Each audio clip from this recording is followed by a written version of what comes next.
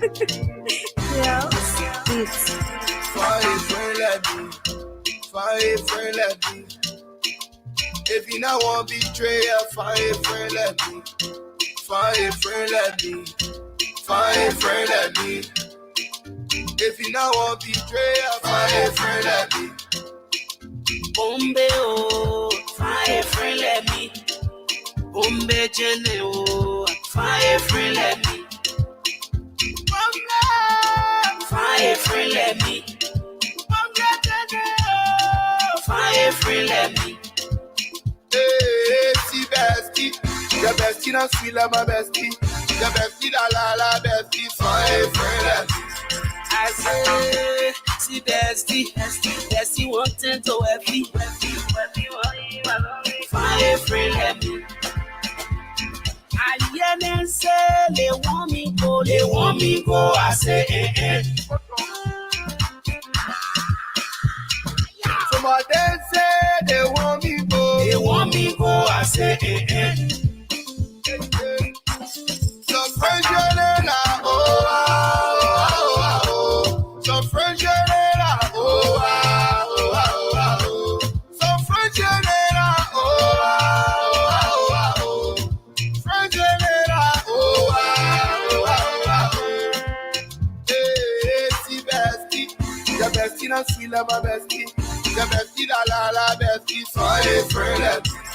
I say, see bestie wanting to happy. Find a friend like me.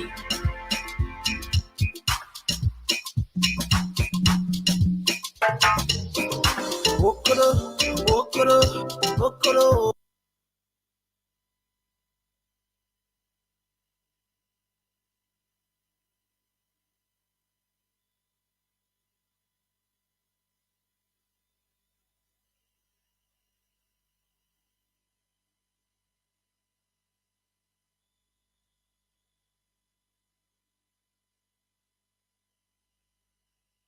Partisan of the movement for democracy and reconstruction,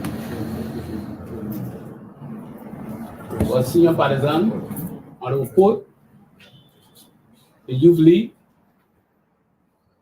member of the press, distinguished ladies and gentlemen. We are invited members of the press to address some national issues, including our official response to Honorable Wilfred Noah Bangura, the Deputy Minister of Commerce.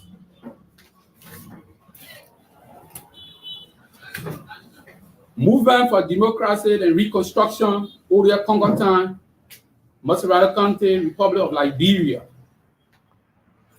Monrovia, Liberia. The Movement for Democracy and Reconstruction, MDR. Attention has been drawn to a statement via a press conference here yesterday by the Deputy Minister for Administration, Minister of Commerce and Industry, who is also one of the vice chairpersons of the Movement for Democracy and Reconstruction, MDR, Honorable Wilfred Noah Bangura. In Mr. Bangura's later press conference, he stated that the MDR state supports the re-election bid of President Weah and the CDC-led government, and was further assertive that both the lead vision bearer, Senator Prince Johnson, and the standard bearer, Senator Jeremiah Kwankun, who featured statements that were reiterated following the Gantor Convention through various media, run contrary to the party position. The National Executive Committee, which Partisan Bangura mentioned, has absolutely no knowledge about the self-developed press conference yesterday, and as such, it is convened a National Executive Committee meeting in the soonest possible time to make a decision on Mr. Bangura's press conference yesterday. Minister Bangura's statement is not surprising. It is also worth mentioning here, member of the press, that since our Ganta convention, President Bangura's quest and hope for the chairmanship was vehemently rejected by the delegate at the convention. He has taken 365 steps away from the party activities since our return to Monrovia. The MDR would like to re-emphasize that the party position that was endorsed by the executive committee of the party following the convention remain on course. Again, the MDR is independent. We maintain that the MDR is reviewing its earlier support to President Weah and the Coalition for Democratic Change. And that decision is beyond just a single individual. Like President Bangura, absolutely no one president is above this party. This party, not even the Standard Bearer Senator Jeremiah Kwaku and the Vision Bearer Senator Prince Johnson, as one of the biggest political institutions in Liberia, the MDR has embarked on several ongoing consultations across the country, including Nima, Bong, and Bakolu counties, the Western Belt as well as the Southeast. And let it be stated here that the Movement for Democracy and Reconstruction, MDR, is seriously considering to feed a presidential candidate as well as senatorial and representative candidates in all the 15 political subdivisions of the country in the upcoming October general and presidential election. Ladies and gentlemen of the press, thank you very much for coming to our party headquarters, our beautiful and Gangantuan party headquarters. Thank you very much. Okay, so there you have it. There you have it. The beautiful is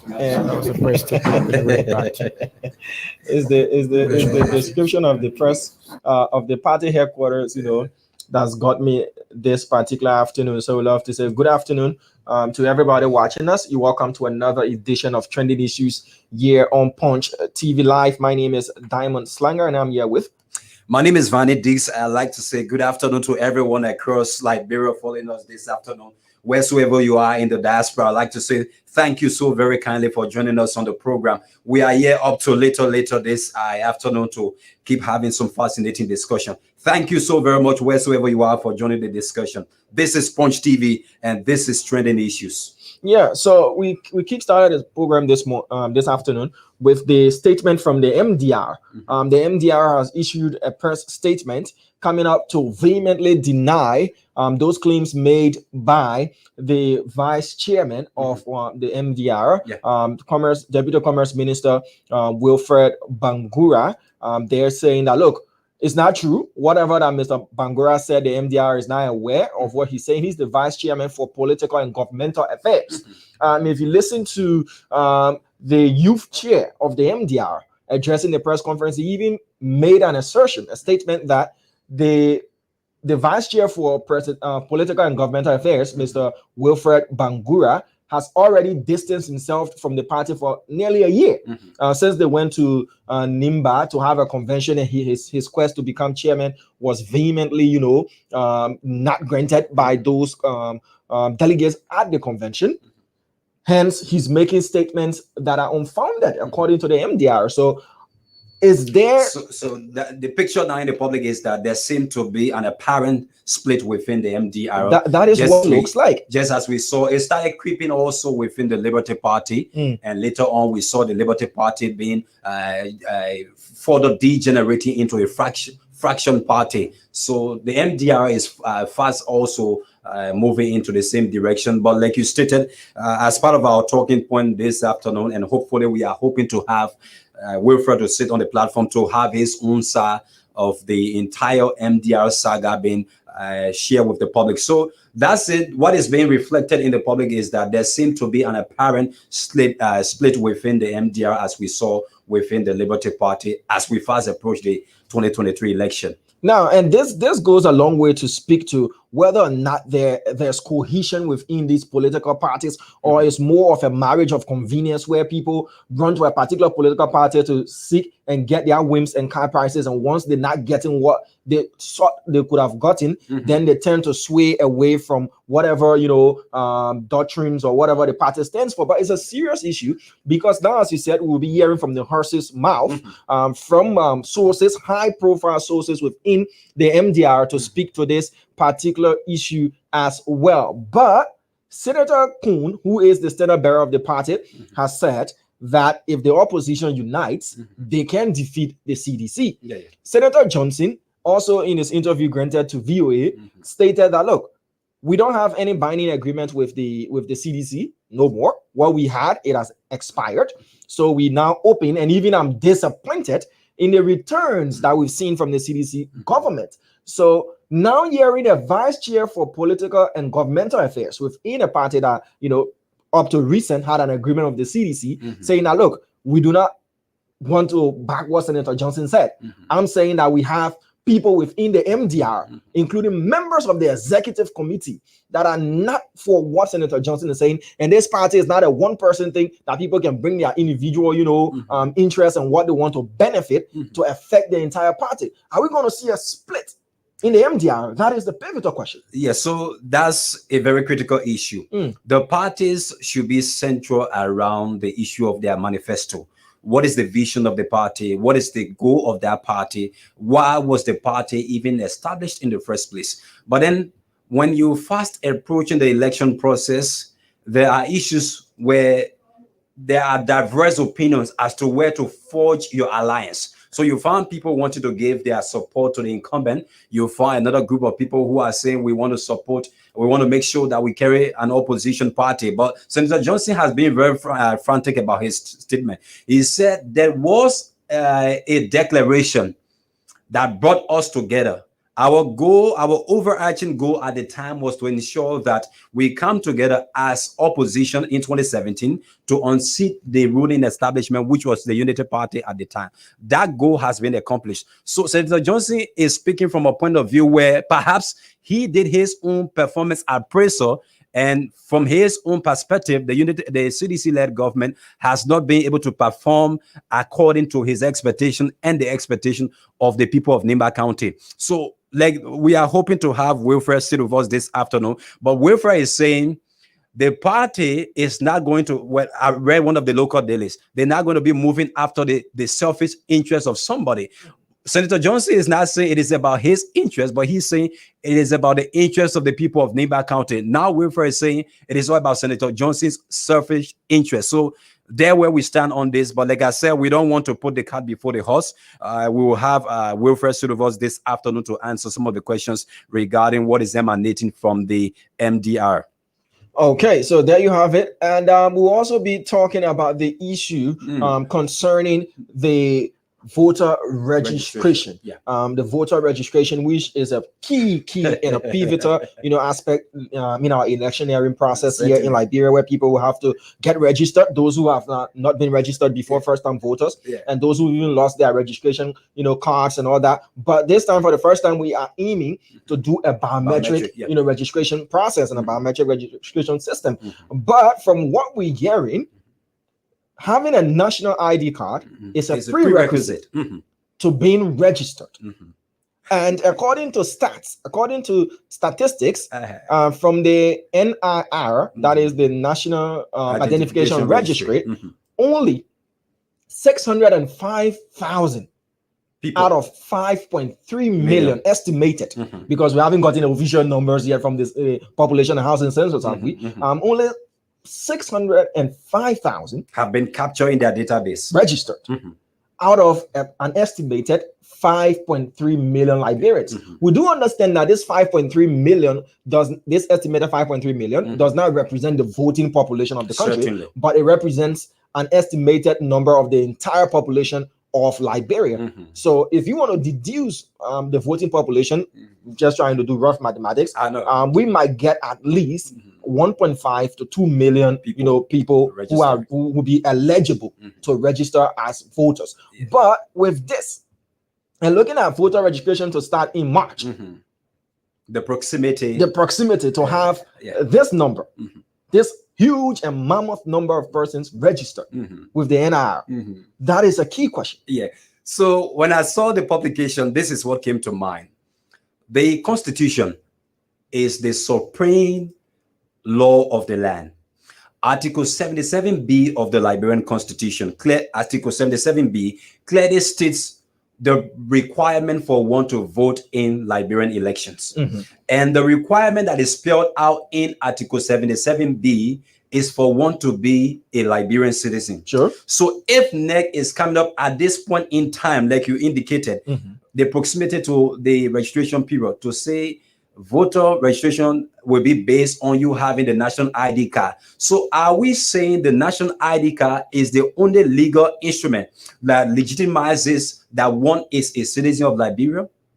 Where do we stand with the issue of the passport? Where do we stand with the issue of birth certificate? These are all national documents that shows that one is a citizen of Liberia. So to come and single out just one of those national documents and say this is the prerequisite to obtaining your voter registration card, then you ask yourself, where is this law coming from? Because we know that every law, every policy has to be subject to the organic law, which is the Constitution. So when I saw that publication, I am like, hey, where do we stand now on Article 77B that says that every Liberian is entitled to voting in our elections? So NEC needs to tell us how did they derive at that point, and the legislature as well needs to invite officials of NEC to give their own reasons why they would like to proceed in that manner. So for NEC to speak to this particular matter, we'll be having Mr. Henry Flomo. He is the communications director there at the National Elections Commission.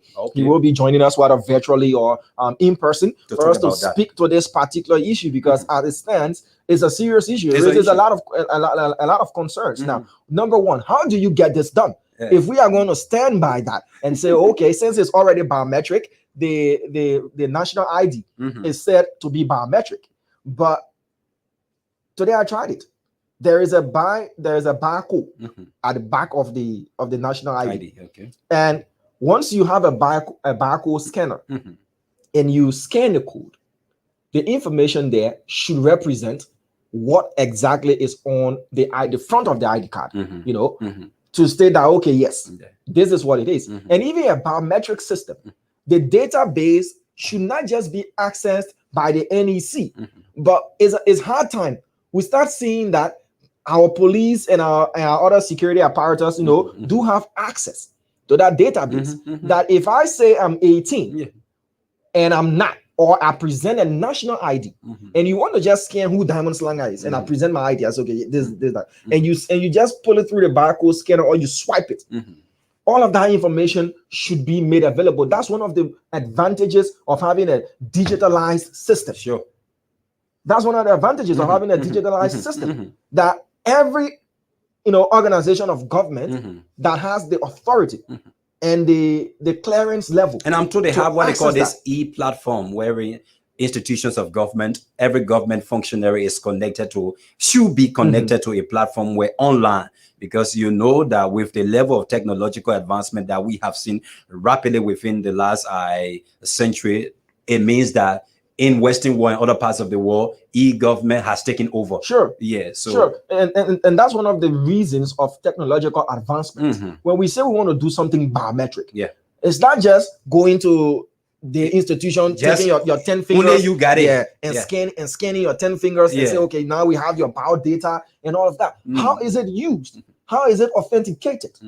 How easily accessible those information are, that other law enforcement and other government functionaries can use this information to say, okay, this is who this person is and how we can do it. So again, I think the Elections Commission have got to be very cognizant about the fact that you don't want to experience anything that will result to low voter turnout.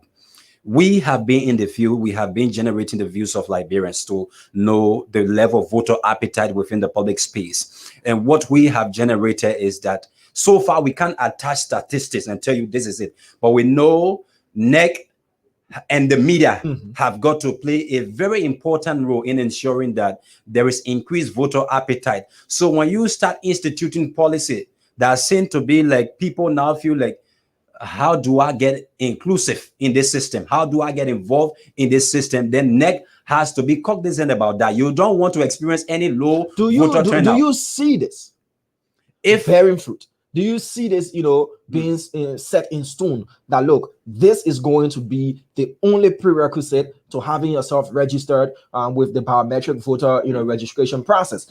Mind you, we're talking about Liberia. We're talking about a country that has got vast underdevelopment in large parts of the country. We're talking about going to the hinterlands.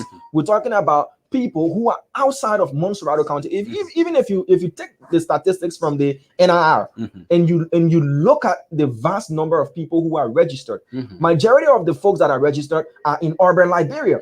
They situated in urban Liberia. If you go to the rural parts of the country, how many persons you don't even know the effectiveness of their decentralization scheme as well. So all of these factors have got to be taken into consideration, like we are saying, and I'm hopeful that NEC will guard against any policy that will seek to resort to a low voter turnout as we fast approach the 2023 election. And again, they have got to be cognizant as well about the implications it might have on the Constitution. Of course. Is this in accordance with constitutional requirement as per who votes in Liberian elections? Okay, there you have it. Mr. Henry Flomo will be joining us, as I said, to talk more about this, whether or not this is speculation or this is what it is. And the big gun in the public space now, Fagon. Yeah.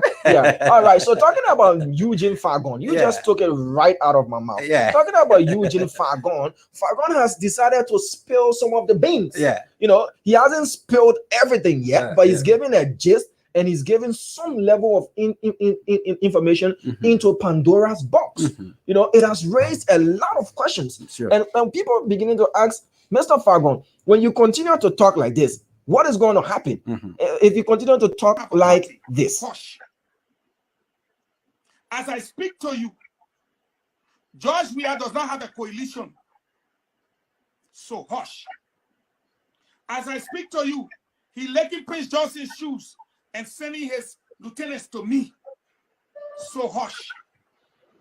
As it stands right now, George Weah, as he is, does not know his political future. So hush.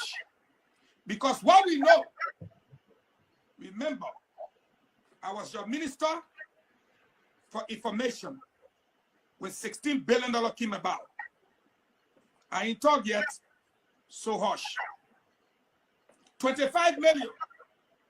I ain't talked yet, so hush. The death of the auditors. I ain't talked yet, so hush. The 30 million stimulus. I ain't talked yet, so hush. If they send you here to challenge me, I will not even see you say, look at my glasses. Because when I open up, they will have to run for cover. I'm using no glasses. Read my eyes. What I know and how I know it, you don't know 10%. And the next time you try it on this platform, you will know how the 6 auditors die. Okay, so there you have it. We have other clips to play from Mr. Eugene Fagon, former Deputy Minister for Press and Public Affairs there at the Ministry of Information, Cultural Affairs, and Tourism, MICA. There saying that was when he hadn't, spoken lengthily about what he had to reveal to some extent. We have those clips. We'll definitely share them with you. We'll play those clips as well. Courtesy to Spoon TV, Spoon Talk. That's where we got the clips from. We have to give them the credit as well, as a reputable media institution, ethical as we are.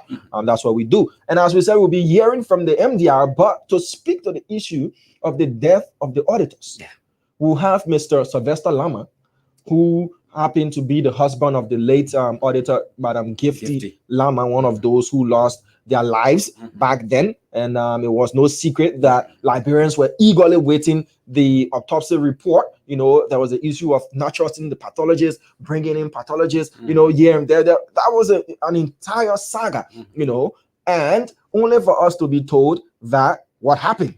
They died from inhaling carbon monoxide. Yeah, you know, and that raised a lot of eyebrows. And Mr. Lama has never let down his quest in saying that, look, he does not believe for 1 second that his wife and the other auditors, you know, excluding Mr. Batten Yenswa, who was the director of IAA, the Internal Auditing Agency, you know, but for Madam Lama's case and Mr. Peters, right? Said they died from the inhaling carbon monoxide, and he said no, he did not believe that. We have Mr. Sylvester Lama here with us as well to speak to that particular issue. But Eugene Fagon, how deep has he cut? So here's the issue. Our constitution provides that when you are appointed, you work at the will and pleasure of the president. But again, then comes in the issue of moral. When you are appointed by the president, you have to be aware about the fact that the president is your boss, but there is a document that is far above the president, which is the Constitution. So as you strive to serve the interests of the president in buttressing his effort to make sure that you execute national duty, you have to be also mindful of the Constitution. You also have to exemplify strong level of morality as you do that. The revelation from Fagon, it speaks one to the poor democratic credential of the government. It speaks to the issue of human rights violations, human rights issues within the country. It now requires institutions such as the Ministry of Justice, the Independent National Commission on Human Rights to move in speedily and try to ascertain the veracity, authenticity surrounding the allegations and some of these things that have been spewed by Fagon. So like we are saying, in a society where the rule of law is upheld, by this time, you would expect the Ministry of Justice to begin to take some actions wherein we have Fagon come and give some explanation. But again, I am saying this have to do with the issue of morality. If you were appointed by the president, the Constitution says work at his will and pleasure, but you have to know that your moral standing is something that you want to protect. You have to know that the Constitution as well is something that is far above the president. So these are things that should guide your comportment while you serve in government or while you serve in public sector. But again, at this point in time, we will only say, okay, the revelation has been made. Then we question now about Fagon, why at this point in time? So these are some of the issues we need to keep looking at this point in time. Why at this point in time? Many people also are doing things based on what government is telling them to do, even though they are dissatisfied with what they are saying, even though they don't support and believe these things, but yet they are coming up to support these statements. So Fagon's revelation, yes, it's not something that should be taken lightly. It speaks to the poor democratic credential of the government. It also further validates the concerns that are being in the public about the human rights violations within the CDC-led government. Now, you mentioned the issue of morality and being in right standing.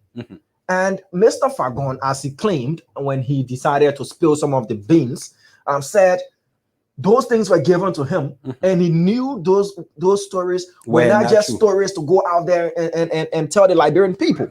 But where was the issue, or where was morality at the point in time to say, no, I can't stand for this?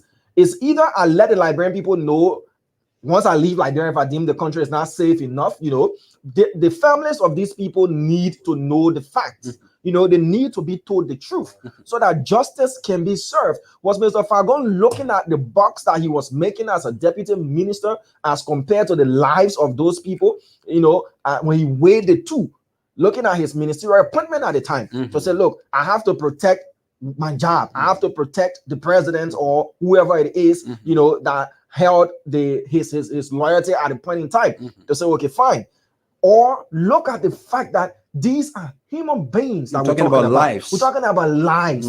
We're talking about situations that have the propensity, to bring chaos. Sure. Because if you have aggrieved families, you have disenchanted Liberians who cannot, try to phantom the loss of those lives.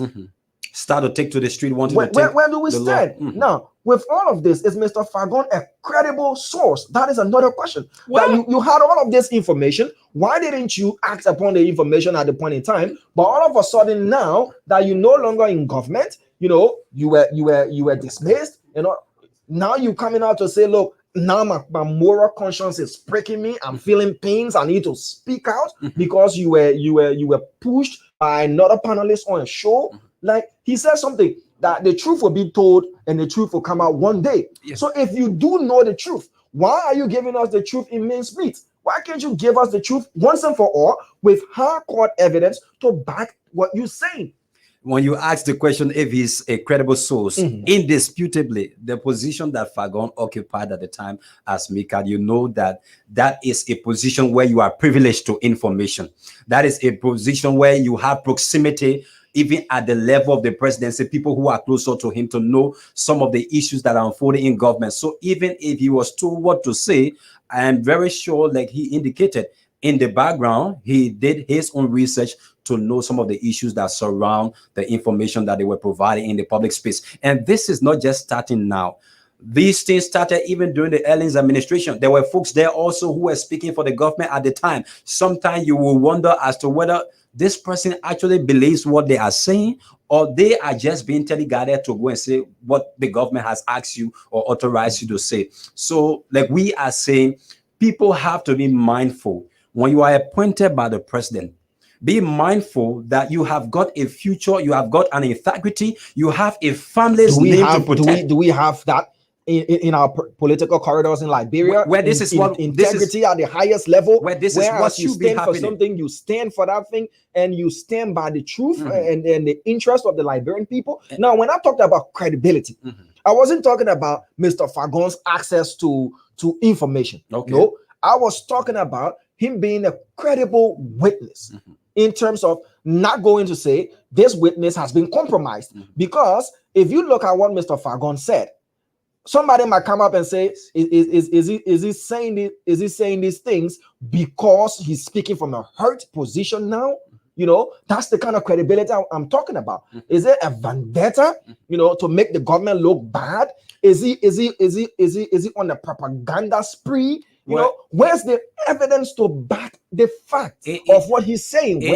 Where's the evidence? That's the thing. Well, if you want to speak the truth, speak the truth. Yeah, that's another part of it. But again, in our Liberian society, we have this saying that if you want to know what is in the heart of another person about you, it's most time when they engulf themselves into this agreement. That's when, even if I had something in mind, I begin to say them. There are issues that I may know personal about someone. There are times where you don't even say those things until the two parties start to have conflicting views. Then you find this person coming to speak in the public space about that. So on the issue about whether he has evidence to substantiate some of these allegations that he has put forth, it can only be established when he shall have been invited. But is he like also the MOJ. aware? Is he also aware that he's guilty by association? Guilty certainly. by extension, Certainly. guilty by being a part of an accomplice after the fact? Because if he's speaking from the fact that he knew what happened and those reports were concocted, they were cooked and all of that, then he's an accomplice after the fact because he knew the fact and decided to go with whatever that would have been told the people. So then again, it attacks his credibility. Yeah, so this can only be established at the level of the legal aspect, which is the Ministry of Justice inviting Fagon to come and say what he knows about what transpired back then. So that's just what I think should be done at this point in time. Okay. But the revelation from Fagon, it is a grave revelation that requires attention from human rights institutions, international partners, as well as the government through the Ministry of Justice. All right. So we have Mr. Kelvin Matai. He's here. He's the spokesperson of the MDR. He's going to be here in conversation with us. As we said, we're not just bringing you on the surface information.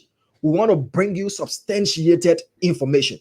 Substantiated information from the horse's mouth. And we have Mr. Kelvin Matadi. I'd love to say welcome to you, sir. Thank you for joining us on the show. Thank you for honoring our invitation and speaking to us as well. So, what's happening in the MDR? Thank you very much for the invite. In this kind of cozy studio, I'm excited. This is my first appearance here on Punch, right? Yeah, Punch. This is Punch I'm TV. gonna punch you guys. don't give us some knockout blows. Yeah. So the MDR, all right. Yeah.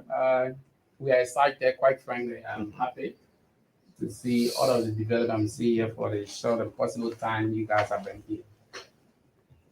Yeah. So the MDR, you have a statement that was issued today from the youth leader of the MDR, clearly distancing the party from what was said by Deputy Commerce Minister Wilfred Bangura, that indeed the MDR is not in any or does not have any agreement with the CDC, and the MDR is definitely going to field a candidate come 2023, both a presidential candidate and representative and senatorial candidates as well. With these kind of statements coming in, is there a friction, or are we going to see factions emerging from the MDR? Thank you very much, but there is no friction. I'm the official spokesperson of the MDR. Kelvin DJ Matadi. We assumed the leadership to an election during our convention. We came to Monrovia, and our party is across the country. We have re-energized our base, and we continue to go across the country in the hotspot zone where you see in Ibadan, not just in Ibadan, where you see those that admire the party. We continue to work across the country as it relates to the latest press release by the Deputy Minister Wilfred Namo Bangura. Wilfred is one of our partisans, not just a partisan. He's an executive committee member. He spoke yesterday in the capacity that one of the executive committee members that some of the statement from the Lee Vision Bearer, Senator Prince White Johnson and Senator Jeremiah Combs, a misrepresentation of the party. That is not true. We have come to your institution, the Punch FM, to say this is not true. We are the official spokesperson, and our statement was endorsed by the executive committee of the party. I think you follow our press statement. And we have come to say that this party is beyond Wilfred Namo Bangura, the deputy minister. This is why contained in our statement, we acknowledge the fact that he's a deputy minister. We know that they are under pressure, but this pressure cannot make what sort of pressure are you referring to that Mr. Bangura is under? According to reliable sources, they are confiding us that indeed the few or couple of gentlemen from the MDR that are in the government currently, they are under pressure. This is why we went to Ganta at the convention. We told them you got to choose between your job and this party, because some of our stand, our position would be too big for you. You might not have the face or faces to go to the radio and to amplify some of our position. So you got to decide. And we said that, Akami, Okay. when you came to Monrovia after the convention, because the quest and hope of Wilfred Bangura was dashed by the delegate. He was not favored during the convention. Kubo Kura is now the new chairman. Since we came to Monrovia, Wilfred Bangura, he has taken a distance, according to 365-degree steps away from the party activity. He's not been active with the He's not party. been active. So we are not surprised. We're not surprised at the later comments, but as a party, we cannot say that local Wilfred Bangura So it's important to That- come Sure. to your studio to tell the Liberian people, to tell the people of NIMA that Wilfred is not the official person of this, official spokesperson of this party. We have come to tell the Liberian people, as I speak to you, the old man, the lead vision bearer on the radio last evening, look, one of the radio's sister station in Ganta Nima County. He was amplifying it that indeed Nima interest is above all other interests. If you feel that Senator Johnson been joking, this is not a joke. Okay, let me just interrupt the conversation there. We have on the line Mr. Henry Flomo. He is the communications director at the National Elections Commission to speak to the issue of the biometric registration process, which is also pivotal to the MDR's quest to win presidential and legislative seats. So we have Mr. Henry Flomo on the line. So quickly to connect with him. Good afternoon, sir. Good afternoon, Mr. Flomo. How are you doing? I'm fine. Good afternoon. All right. Welcome to Punch TV Live. It's good to have you on here with us. Thank you. Okay. So to speak to the issue of the biometric registration, what is the prerequisite to Liberians being registered with the biometric system come March once the registration process is opened by the NEC? Well, the prerequisite for registration all along 2005, 2011, 2017 is the same prerequisite for these voter registration. So it's not different. It's the same. And for that, if I should be specific, of course, you have to be 18 years or above. Of course, you got to be a Liberian. So all these requirements that we used in 2005, 2011, 2017 are the same requirement. So there's no new requirement. Yeah. So how do you respond now to the publication in the public space that people are being asked to make sure that the prerequisite for obtaining voter registration is for one to have the national identification card, which is the citizen's ID card? No. That is not true. That is not true at all. Every citizen of Liberia who has attained the age of 18 years or older, they register. Of course, you got to be judicially declared to be incompetent. That would be one thing that could deny you, or with a sound mind. Those are things that could deny you. Or probably you are not a citizen.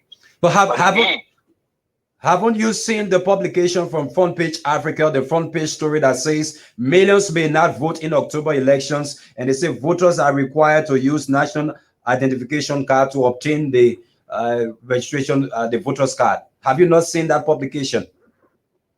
Well, I don't have to see the publication. I'm telling you that you don't need a citizen card to register. Okay. Where you would need a citizen card, for instance, if you are challenged by somebody. For instance, if you want to register, and somebody says you are not a citizen of Liberia, okay? So then you have to prove. And we see now the regulations have always said the proofs could be, for instance, passport, birth certificate, maybe like previous voter registration card. We have just included the citizen card. We have just included citizen card. That is if you are challenged by somebody. Okay. So for instance, two elders, for instance, in the community can also who have registered, who are qualified voters can also testify that you are a citizen. So it is an exception, like if you are challenged by somebody. So it's not that you must carry that before you register. No. But for instance, is 18 years and above, right? Yes. You got some people who are small in body, right? Maybe somebody see you looking a little tight in our Liberian way. There's person say, "No, you're not 18." That's a challenge. Then now you want to prove that you are 18. Probably you have a passport. Probably you have a citizen's card, or some prominent persons like elders in our traditional leaders in the community who can confirm that you are.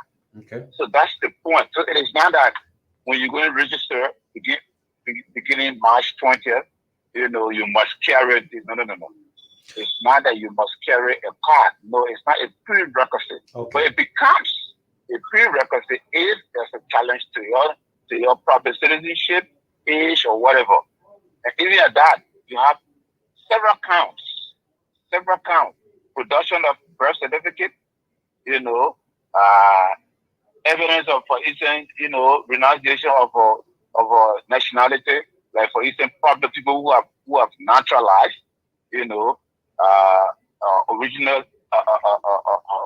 or certified copy of certificate of naturalization, a sworn statement by 2 other registered voters who shall appear in person before the appropriate election officers, for instance. So these are only there if there's a challenge to your name or to your person. That, this person is not a citizen. Probably maybe Liberians who have grown up maybe in Ghana or somewhere, maybe the accent doesn't, people get challenged for many reasons, right? Mr. Flomo. You want to prove, so that's the only thing, but it's not that you must. No. Mr. Flomo, from sources within and outside of the NEC, highly placed sources, they've hinted that the National Elections Commission is cash-strapped. And we have the voters registration process, the biometric process, to begin in March, plus an array of other key activities to happen prior to the October polls. What can you speak to those assertions that the NEC does not have the funds, the requisite funds needed to carry out these processes? No, but we present our budget to conduct the 2023 election. The government is funding the budget. So as I speak to you, there is a mock exercise of the biometric going on. Today was the employees of NEC. Tomorrow we'll be going Firestone Division 16 to continue the mock where people that tap us and team to know whether their fingerprints can match the process and what have you. And then on Thursday we'll be having political parties, media, civil society people, so that everyone understands what we'll be doing even before. So these are pre-mock biometric registration processes. So we are already into the elections. Does this mean at this point in time, NEC is on course? Is there anything that may be impeding you at the moment, or you're on course? Yeah, that's what I said. The election is on. The election process is a cycle. It started last year. We are already into the voter registration process. We are into the preparation of the voter registration. Sooner or later, we'll be getting into recruitment of temporary staff who will conduct the voter registration. I'm sure you know by now that we'll be conducting the voter registration in 2 phases. First 6 counties, second 9 counties, and the first phase will run from the 20th of March to the 19th of April, and then from the 21st of April to May 11th, that's the second phase. So the process is on, and we are working as predicted by the Constitution of Liberia. I'm concerned about this transition to biometric process, this new technology. Do you have a kind of provision where a failure of equipment, what kind of provision has NEC put into place for that? I don't understand, but what I can say about what you said is that, like I said, we'll be recruiting competent, qualified people, especially people who are computer literate, because the registration is biometric, like you said. So we'll be recruiting competent and qualified people, and they will be properly trained to conduct, to do the recruitment by phases again. So we don't anticipate that we not have problems. There could be problems, but there will be mechanism put into place to resolve all of these things. And this is why we are making sure that we have people well trained and prepared. Like I said, the mock process is going on. We started with ourselves, then we'll be going into Firestone tomorrow. We'll be having civil society, media people like you. You are invited on Thursday at the NEC headquarters, so that you see, live how this registration will be carried out in the field beginning on the 20th of March. Okay. All right, sir. So just one last question before we let go of you. My colleague was speaking about, what is there be a backup plan just in case for technical failure. For technical that was my failures question. and all of that. But looking at Liberia, a country where we do have not so much good network connectivity and all of that, the equipment being used for the registration process, does it rely on internet connectivity, or you have a specified network and all of that to have your information sent through the cloud or whatever means you have the biometric information stored? No, actually, the registrars will collect data. They will collect data from the voters. For instance, photo. For instance, fingerprint. Names, birth date, country of origin, the center that you will be registering. So they collect these things, and then they are inputted into our data system for deduplication, for instance, so that people to make sure that there are no double registrants. What about those with problem with their hands, no fingers? How do you get their fingerprint? Yeah, then there'll be a photo taken to identify, to show that you don't have hands or fingers to get your print. Okay. So there'll be evidence, yeah.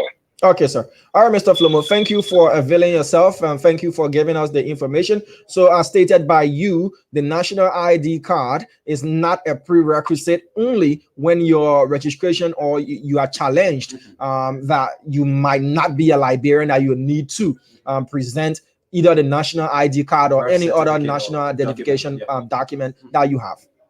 And if you want to probably prove that, the 1986 new election laws, section 3.1, prescribe the principal means of verifying whether an applicant is a citizen of Liberia. It's production of valid Liberian passport, production of a birth certificate, production of an original or certified copy of naturalization papers, sworn statement by 2 other registered voters who shall appear in person before the appropriate election officer. So these are the requirements when or if there is a challenge to you, to your name, to your person. It is not that you must carry it before the register. No. Okay, sir. There is a challenge. All right, sir. Thank you. Thank you, sir. Thanks. Mr. Henry Flomo there is the communications director at the National Elections Commission.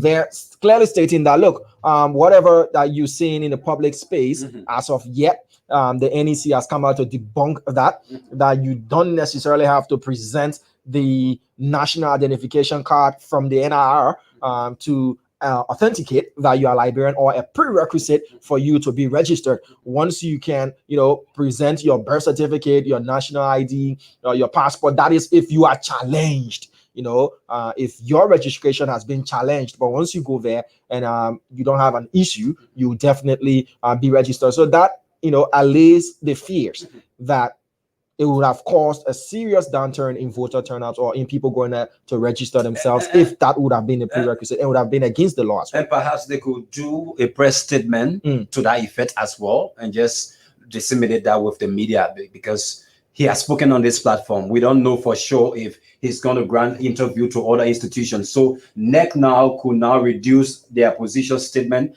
in a written communication that could be sent to media institutions. Okay. All right. So one of our viewers asked, when will there be civic, education?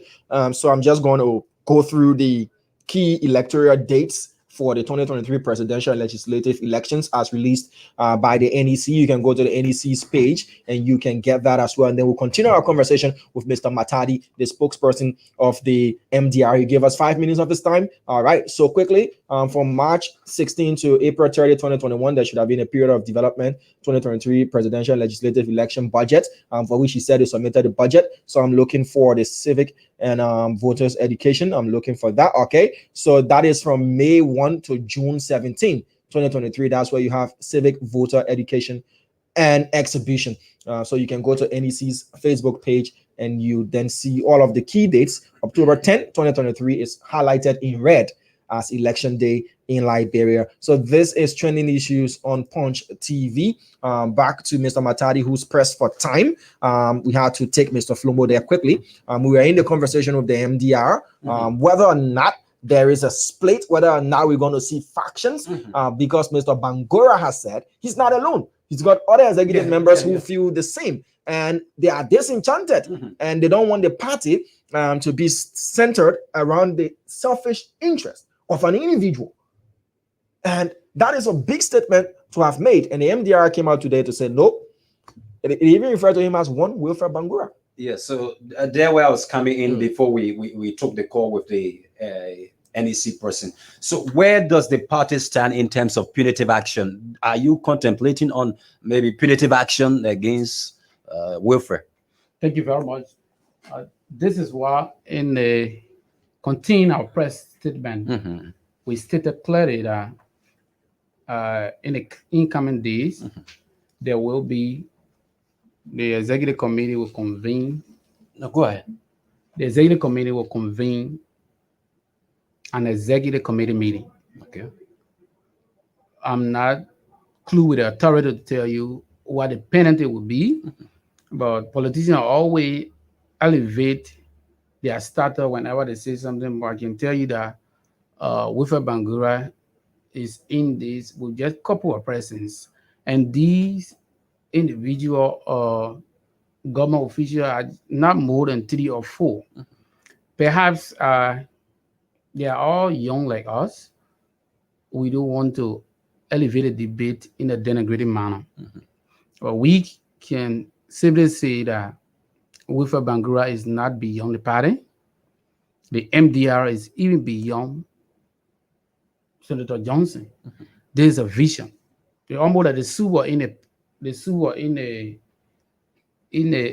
on the fire. We put bitter ball, we don't put chicken soup, everything inside. This soup is a big soup. And where we're cooking this soup is in Nima. So it's beyond. The problem about young people is that perhaps, or not even perhaps, I'm sure that he has exaggerated his starter within the party. Okay. Wilfred Bangura has exaggerated his starter within the party. He's making himself to look more relevant. I'm this president. I can tell them to go so, and they will go so. And which is not. He's not. Okay. He's not. These elections, or the pending election, is beyond just big English. It's how we talk to our people. It's the interest of our people. I'm from Nima County. I'm from the both district number 9. Is it beyond just big English? Is he only relevant in the party for grammar? He's relevant. For grammar? He's relevant in the party for grammar. Only for grammar? Yes. Nothing else? I saw that at the convention. This is a man who was your Secretary General and acting chairman. You saw that at the convention. What did you see? Wilfred wanted to be a chairperson for the party. So that's why he's feeling disenchanted, because he was rejected. He could not even get 2 or 3 persons behind him to just say, I will say, why you think old man like Kopakua won the election on white ballot? Because he saw within himself. Under Senator Johnson, they gave you a power, authority, opportunity for the last 5 years. You could not turn around to use that platform. But you portray yourself like you got control of the party, you can redirect the party, you have told people in the hierarchy What has been his contribution? Ambassador, we are that you the man, and you will tell the old man to go on the His other contribution to the party And over the I last would 5 tell you- years. side. The contribution to the no, I don't want to look down. Has he been contributing to it? Yes. Okay. I would there will be a high level of insanity to sit there to tell you with a Bangura all person have that contributed. Okay. But politics is all local. If you can't bring the vote, Mhm. if you can't influence So another person, what has been his contribution then? Because He's you an saying intellectual person. he has contributed He's to the party, intellectual. but he couldn't He get has- 3 persons to he has- steady his ship for he candidacy. has added value Mm. to the intellectual integrity of the MDR. Mm. We must acknowledge this. Mm. But when it comes to the vote, To number, he's not. the number, no. Okay. No. Now, a quick question to you, Mr. Matadi. The MDR said they supported the CDC from the Ganta Convention. The CDC was in opposition at the time. Yeah, the CDC from the Ganta Convention. This idea of having a united opposition front was birthed from the Ganta Convention. You mean a recent convention? No, No, the one back in previous to 2016-17 election. 2017 election. Mhm. That's the one I'm talking about. But now let's flip the coin. The CDC is the ruling party now.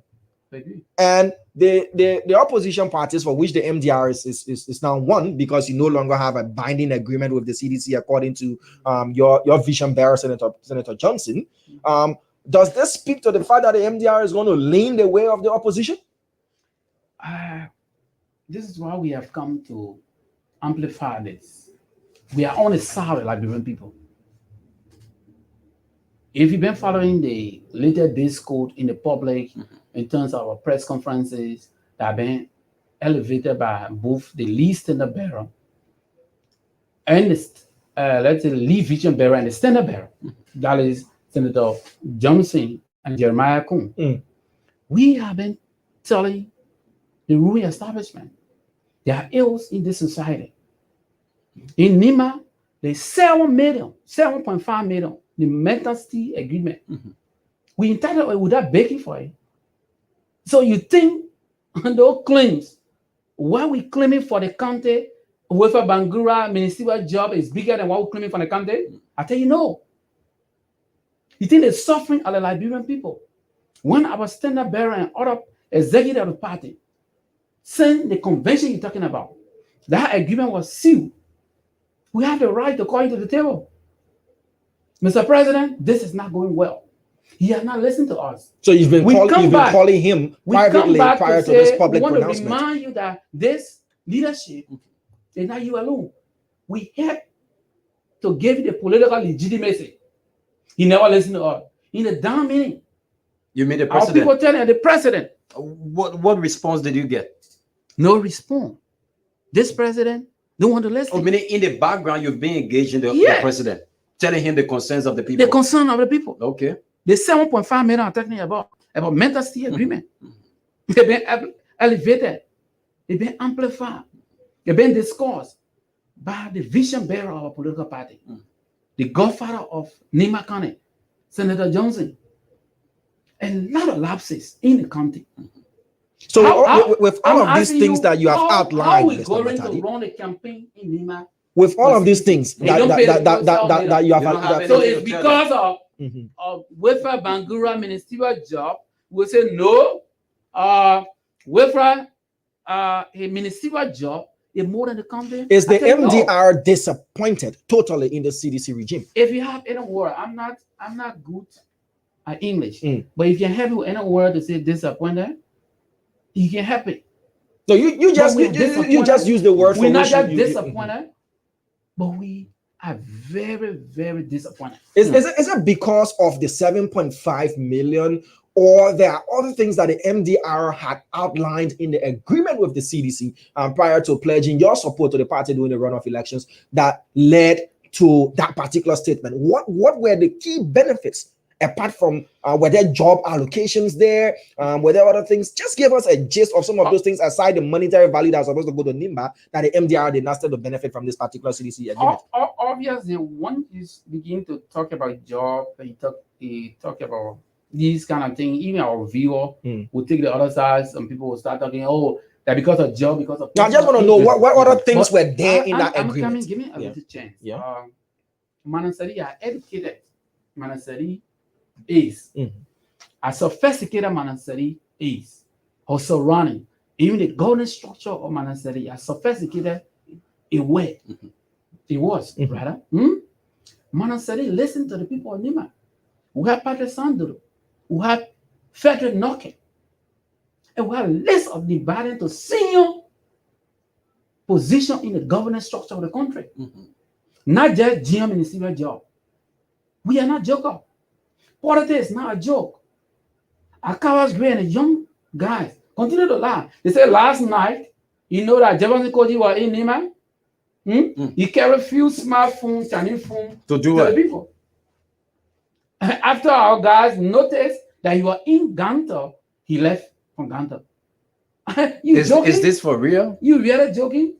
Jeremiah Kuhn, Senator Johnson, the godfather of Nima County, to tell you, he said, we are not leaning on your side because of these vices that are creeping in the governance structure of the country. Then you come to send a little Koji in Nima With cell phone in there. president. We are not ready. So, Mr. Batadi, just back to my question. You answered it to some extent. My thing is, those high government positions that you mentioned that were allotted to Nimba County during the Ellen Johnson Sirleaf regime, and for which you don't see within the CDC regime, is that another factor as well that has prompted the MDR to say, look, we cannot lean on your side this time around? It's a dumb factor. I don't want to lie to you. It's another factor. But there are several factors before deriving one of those factors in terms of the job issue. I can't negate the fact the sons and daughters of Nima, Nibaran, we are smart set of people. We are the second populated county. You know how many votes we get, Jawia? Do the calculation. An attempt, they don't read the statistic. An attempt for the MDR not to support. An attempt doesn't mean you've An not attempt. decided. That means you But An if you attempt. say an attempt, it means you've Gentlemen, undecided. Gentlemen, I came to the studio. I told you, we are talking to all political parties. You're talking to We are everybody. talking to Unity Party. We are talking to CDC. But you still But with we're talking to CDC. We're having conversation. okay. We are not cut off. Totally. This is No, but this Conversion. statement, I don't know. I don't think it corroborates with what Senator Johnson has said. Senator Johnson has been very emphatic that the MDR is not going to support the CDC in the ensuing 2023 elections. So for you to say you are still in talks with the CDC, then it sounds conflictual. Where do we stand with No, clarity? you perhaps you just took a little synopsis of my lead vision bearer. We have the lead vision bearer, Senator Prince Johnson and Jeremiah Kuhn. How a political party will tell you that would be a high level insanity to say we're not talking to Joe. We're not talking with the government. No, the man has said it that they're not going to support the CDC in the 2023 election. That he's Yeah, disappointed I'm Yeah. coming. and he hasn't seen investors. And Will not support them is different from talking to them.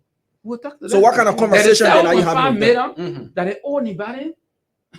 This is our legitimate benefits. And it should come to us as a county. So are you telling me, guys, we should not have a conversation?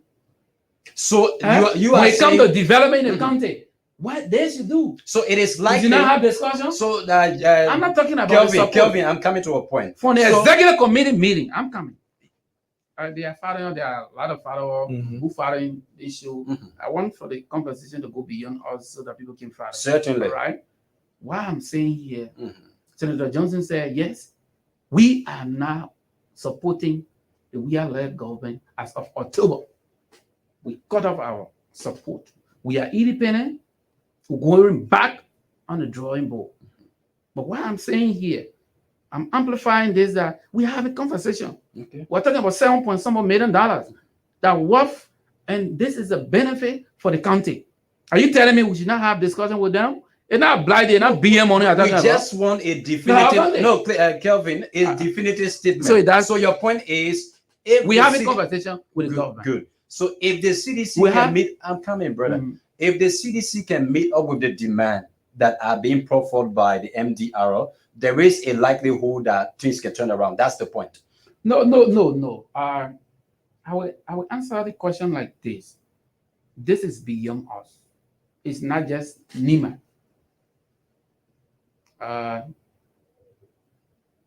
The politics now is beyond Nima. It's a movement.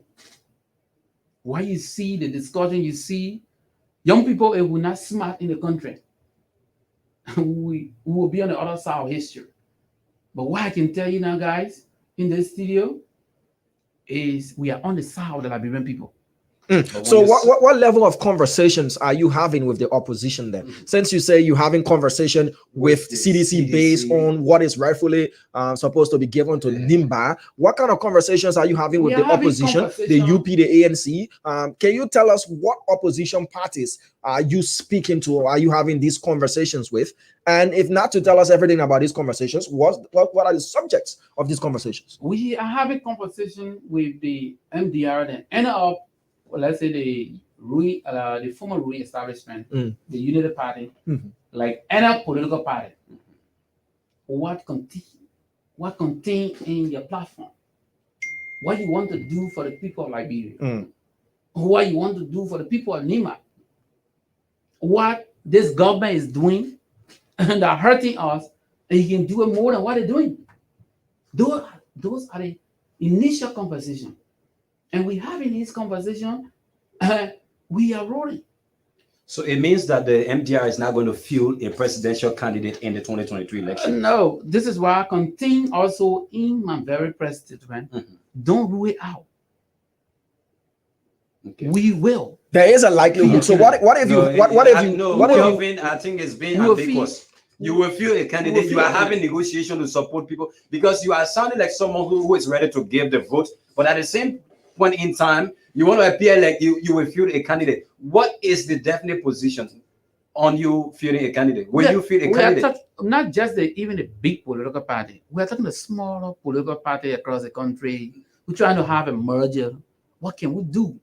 In political arrangement, you don't come out to say, just, okay, Jeremiah Kun will be the presidential candidate. No. Okay.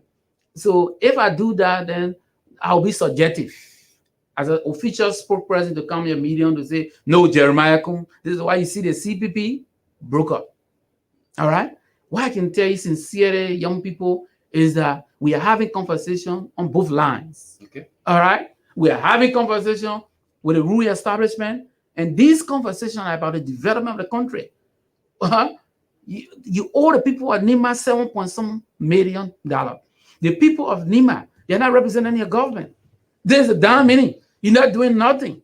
We are with. Will Mr. Bangura be expelled? Is that one of the options on the table? I'm just one of the.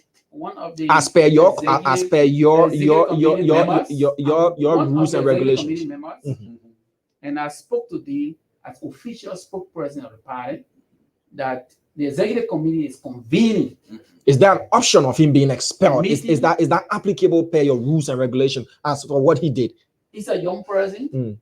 I can't sit here to speak on behalf of the executive committee what will be contained in that meeting. I don't know about it, but I have a vote. I have one vote. What would you be voting for? If expulsion was on the table, what would you vote for? I choose to remain silent. You choose to remain silent. Were you to choose between expelling him and giving him a second chance, which side would you lean on? I choose to. He's a friend. He's a younger. I'm younger than Bangura. That is a first job. All right. And that was given as per him being a member of the MDR. Yeah, so I choose to remain silent. Okay, sir. Because I know we have to transition and take another person. It may sound like I'm transgression. I'm doing some level of digressing from the topic rather. The MDR. Yeah. This last question before we take leave of you. What impact has the sanctioning of your political godfather? Your political godfather, yes. What impact has it had on your party? How do you feel being having a godfather with sanction imposed on him? And that's a very good question. I'm a student of criminal justice. I believe in justice. All right. I'm a journalist by profession. The matter of fact is an allegation, and where the allegation is coming from, we respect that source, where the allegation is coming from. And we encourage this government, any other government, if they can elevate it for Senator Johnson to have a day or days in court. Okay. We respect that.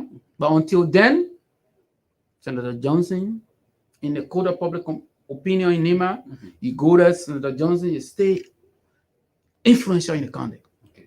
His re-election is a matter of must.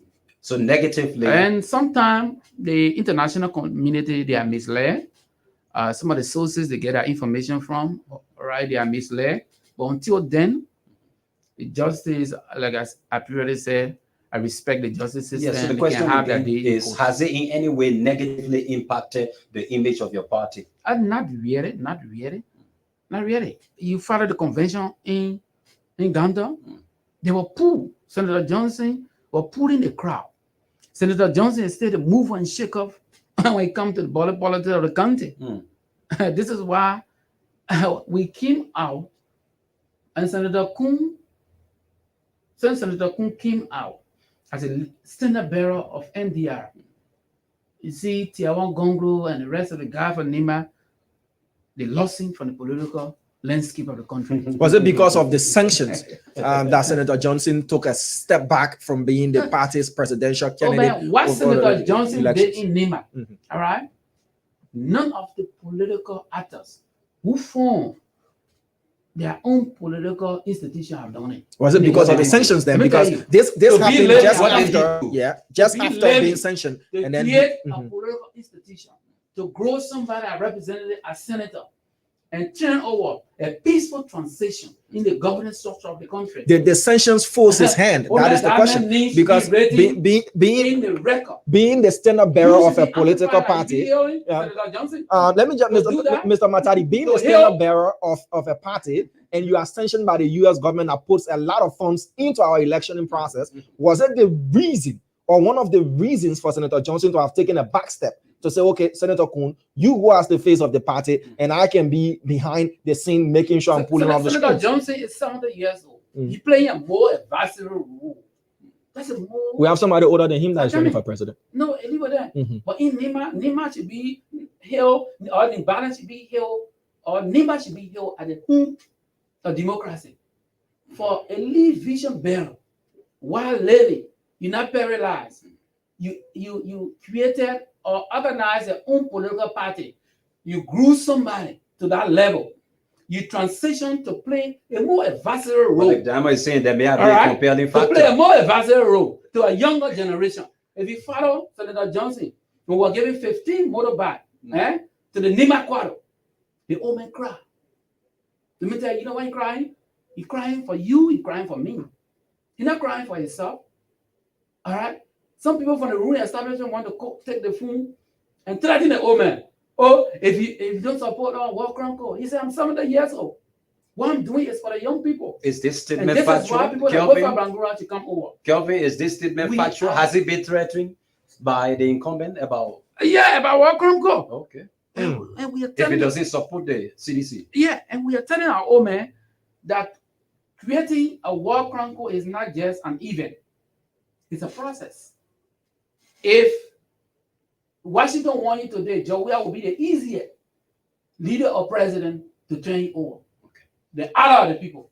So meaning President Weah has got the tendency, if not, Senator Johnson does not trust President Weah when it comes to protecting him. I don't want to say that he asked me about my. Oh, okay. Yeah. All right, Matadi. Thank you Matadi. again for making it clear. Thank you for joining us as well. Excited to appear here. We will be available anytime to come in the studio to have some friendly discussion. Okay. Thank you very much. So Mr. Kelvin DJ Matadi is the spokesperson of the MDR. We love to tell him thank you for coming in. Though he did not really want to point to the fact whether or not sanctions played a role, especially the fact that the Americans are sponsoring to some large extent our elections as well, and having someone like Senator Johnson who has been sanctioned on the ballot as presidential candidate could have posed a very serious problem. Mr. Matadi opted not to speak directly to that aspect as well. So sanction even strangulates your party as well from getting international funding, international support as well. So there are a host of reasons. All right, folks. So you're watching trending issues here on Punch TV. We just dealt with the issue of the MDR, whether or not there is a split in the party, whether or not Mr. Bangura will be expelled. But Mr. Matadi did spill some of the beans, that aside the 75 million for the county, the 7.5 million for the county and all of that, the MDR feels still disenchanted with the allocation of jobs when it comes to the allocation of jobs. Like they did not get very high profile ministerial appointments, coming to them, and NIMBA and all of that. So those were some of the reasons that prompted, the statement from Senator Johnson. But again, he wasn't clear as to what level of conversation the MDR is having with other political parties, including parties from the opposition there. He did say they're having conversation with these opposition parties, and whether or not they are going to field a candidate still hangs in limbo, depending on what kind of conversation they get and the responses they do get from these parties they're having conversations with. They might or might not field a candidate. But looking at the political, bargaining, and if you want to have a higher hand in this arrangement, is best practice that you field a candidate, and then when there is a second round, you can have much larger and bigger demands, as we've seen in Liberia, which is clearly difficult for one party to just win first round victory, getting 50% plus one vote here in Liberia. So the bottom line is that the MDR is opting for a side to lean on, but they are looking for which side is best suited that they can lean on at this point in time. Where they're going to lean on. So that's just the picture from every angle. Because we have listened to Senator Johnson say in the public space that the MDR is not going to support President Weah. But Kelvin, being the official spokesperson of the party, coming to say that they are having the CDC as an option because of the discussion that are ongoing within the CDC, with the CDC discussions as well with other opposition political party. It means that the MDR has not been definitive with its position as to where they're going to lean their support in the 2023 elections. All right. So there you have it, folks. We transition and we have Mr. Sylvester Lama here in the studio with us. We'll be back right after this. Have a party. Hush. As I speak to you, George Weah does not have a coalition. So hush. As I speak to you, he licking Prince Johnson's shoes and sending his lieutenants to me. So hush. As it stands right now, George Weah, as he is, does not know his political future. So hush. Because what we know, remember, I was your minister for information when $16 billion came about. I ain't talked yet, so hush. 25 million. I ain't talked yet, so hush. The death of the auditors. I ain't talked yet, so hush. The 30 million stimulus. I ain't talked yet, so hush. If they send you here to challenge me, I will not even see you say, look at my glasses. Because when I open up, they will have to run for cover. I'm using no glasses. Read my eyes. What I know and how I know it, you don't know 10%. And the next time you try it on this platform, you will know how the 6 auditors die. Far gone there, making a revelation. We have clips there to play you more of those clips, but talking about the 8th of October to the 13th of October 2020, we had a string of mysterious deaths to high profile auditors in Liberia. Yeah, this one. To high profile auditors in Liberia that caused a serious public outcry.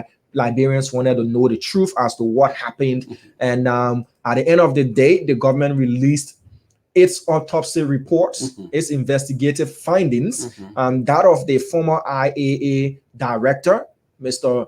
Batten Yenswa, was declared as defenestration. he jumped from the window, dropped and died from height, defenestration. For that of the Madam Gifty Lama and Mr. Peters, the government declared in its official autopsy report that they died from inhaling carbon monoxide, which is a colorless but poisonous gas. You usually get that from the exhaust fumes of cars. Said they died due to that. And with the releasing of those autopsy reports, raised so many unanswered questions. And at the time, Mr. Eugene Fagon was Deputy Minister for Information, Press, and Public Affairs. So officially the one who deals with the press and the public, who speaks on behalf of the government aside the minister proper at the time. But with these revelations coming from him, it has raised and re-echoed those questions, those unanswered questions, not just from ordinary Liberians, but from the family members of those who lost their lives as to why and how did it happen. Mr. Sylvester Lama has been one of the most vocal of these family members, the husband to the late Madam Gifty Lama, for which I had the privilege to interview when I was on Spoon. She represented LRA delegation. They came to the studio there and we had a conversation. So, Mr. Lama, I would love to say welcome to you. Thank you for honoring our invitation. Let me just say a very big thank you for affording me the opportunities to afford myself in this studio and to say to the Liberian people that the spirit Gifty, my beloved wife, and Abba Peter and the other auditors, they are fighting. And things will now go undercover until those that are responsible for the murder will be known to the Liberian people. Before the statement that was released, let us start on this note. Before the revelation released by the former deputy minister, what have you been involved with of late? What has the family been engaged into? Because you were dissatisfied with the report that came up. The very first thing was now a strange revelation that came to the Liberian people and the family. Because from day one, from this whole issue, we told the Liberian people that my wife's murder, my wife's death, was a state-sponsored murder. Because from day one, let me just say here for the record, that I communicated with my wife on Thursday, 8 a.m. in the morning. Because as a former commissioner and former assistant superintendent for development in Montserrat County, and being a Unity Party partisan, and with the CDC government coming into power, it was clear that I end the term of Mrs. Salif as assistant superintendent for development, which I know. So my wife, as a professional person, she was almost everything to me. So because of that, she was the source of the entire family. We agreed that my wife will be in West Point because we have our property in Broadway, and she'll be leaving every morning to go to work to LRA. On a Friday, she would take the kids to Broadway. Then Sunday we comes to church. That was a general agreement as a marital person. I communicated with my wife on Thursday morning by 8 a.m. You come here, she said, "Fine, how the kids, they are doing well. I'm on my way to work." And there was an agreement between my wife and her father that the father was to use her Jeep by 10 a.m. My father, the Lord started calling my wife by the 10 a.m. Her phone rang. Honestly, there was no response, which was very strange. But one thing I knew about my wife, that when you call when she's in a meeting in a low tone, she will tell you, in a meeting, or she may send you a text message. Okay, but she doesn't ignore you totally. No, that's not possible. Okay. So by 7 p.m., I was home in Broadway.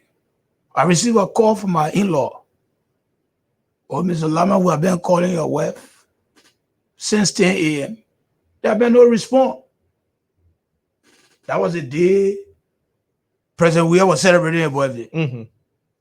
2020, October 1st, which was on a Thursday. So from Broadview, our Christopher Selly house, my friend and brother Christopher Selly.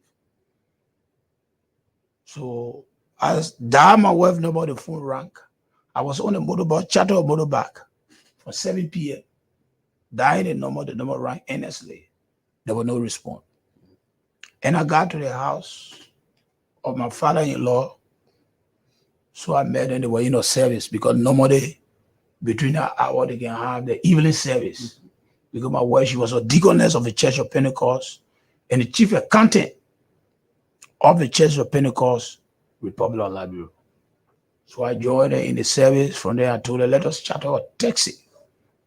I chatted or taxi, went to Central, the first place we went to Central, to complain that since my wife left for work, we have been calling, there have been no response. So the very Central, the traffic division advised, because before they could give all the advice, they call all of the zones and depot whether they were in an accident. And they told them there were no accident. So they advised that we visit all of the hospitals, the emergency rooms and things. But before that, there were conflicting statements from LRA, the Liberia Revenue Authority, that my woman works as manager for tax services. When we call, there were conflicting statements saying, oh, Gifty went for a training. Then we call another colleague that the both of them share office. They may say, oh, Gifty went for she did not go for the training, she went late, but she signed in and she left. That was a conflicting information from LRA. We check all of the hospitals, all of the accident wards, all of this stuff and things. And there were no information surrounding my wife. So we decided going to LRA that night. We went to LRA, the security there. We asked the security what a Gifty car. We parked there. The guy said there was no information on Gifty coming to LRA. So it was present. We have birthday. I decided going to the rehab community. My former friend and brother, Moses Kato, where we Kings FM, where my former friend and brother, that one of our assistant superior of development, that at least we used to interact. So I called Moses Kato and gave him the information. Moses Kato told me, oh, my man, Lama, nothing happened around me. That was the response from Moses Kato. And before that, in the morning of 2 a.m., my sister-in-law called, because most of the time when you call my wife's phone, somebody will answer the phone, they say she's in a car. But you'll see her in the morning. A gentleman that I know from West Point by the name of Supreme, that's his criminal name. Supreme answered my wife's phone by 2 a.m. He okayed the phone, he did not know that we were on the call. And Supreme was knocking at a gate. And you hear in the background, who is that? He said, I mean Supreme. And in the background, you could hear them, they do it like this, they do it like this. All the statements that are provided today, if it goes to Sky FM in October 19, if there's any contradiction of the statement I'm providing today, then meaning I responsible for my wife's murder. So Supreme made a statement. The only thing, Moses Carter called me in the morning telling me, say, oh Lama, there's a Jeep on Broad Street. They say there's a woman and a man in a Jeep on Broad Street after the Secret Heart Cathedral Church. So with my connection from West Point, I sent some guys there and said, you go there, you'll find them. And the guy then called me, they told me, say, oh yes, Your wife. that's my wife. I was confused. And before we got on the scene, I met an LRA boss. Mr. Thomas Zodna was in a gray t-shirt with a black jeans On the scene. with a gray sneaker. He was on the scene. They even instructed that the body should be taken to St. Moses. We as a family did not know. We arranged that the body should be taken to St. Moses. So first of all, they took the body to JFK. I got the JFK. When I got to JFK, I told them, since you people have instructed St. Moses to take the lyric of the body, nobody should touch my wife's body until an autopsy can be conducted. So, Mr. Lama, because this is part of what you've already been explaining as well in the media. Yeah. So we will go back and forth on it.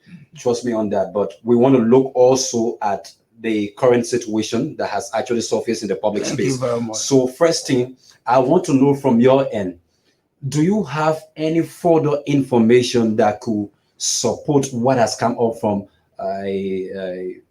Fagon's end? Then we look at what is the family's new position on the revelation. Thank you very much.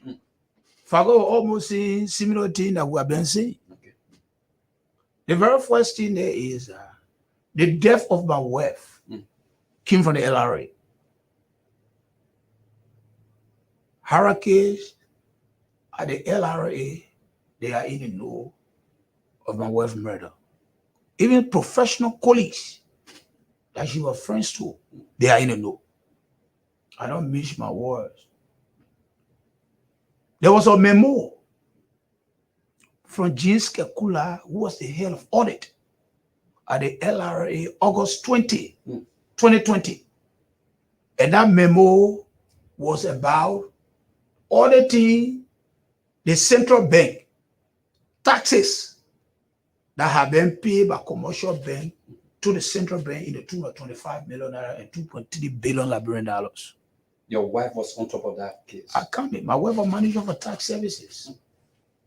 And Albert Peter was assistant commissioner for audit at LRA. And Albert Peter's relationship to my wife was the daughter and father. My wife graduated from Stella Barry with a Magna Cum in economics, an associate degree of Magna Cum in accounting. Her first assignment at LRA, she was a research analyst before the U.S. government sponsored her and spent over $57,000 United States dollars on the Mandela Washington Fellowship in 2019.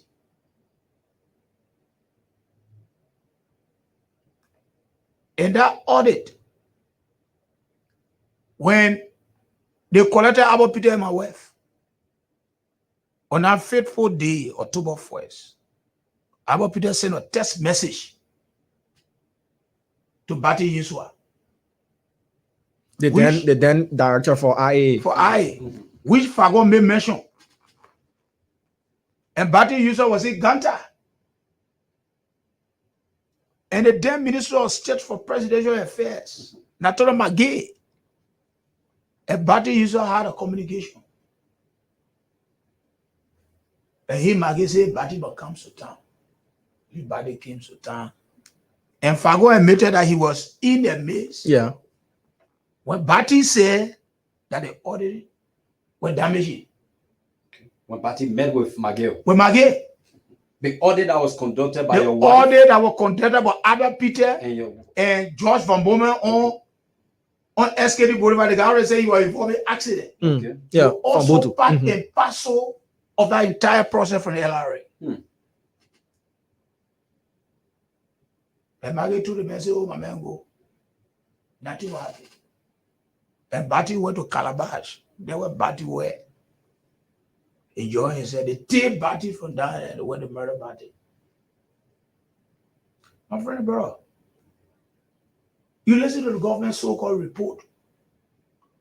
We met Musa Dean, a Unity Party policy. I don't know whether he have resigned from Unity Party. I need to find out from Amos Stewart, the Secretary General, whether they may have resigned from Unity Party, the Justice Minister now, who contested on Unity Party ticket in 2011 against Honorable Solomon George. And he was defeated against Echo. One was commissioner in West Point, one was traveling to China, he gave him 500 US. When he called us at the Ministry of Justice on a Friday, I introduced myself and referenced his contribution when I was traveling to China. He said, "Oh, are you Lama?" I said, "I'm my wife, the bouquet." In that meeting, I spoke as the official person for both Mrs. Peter and I.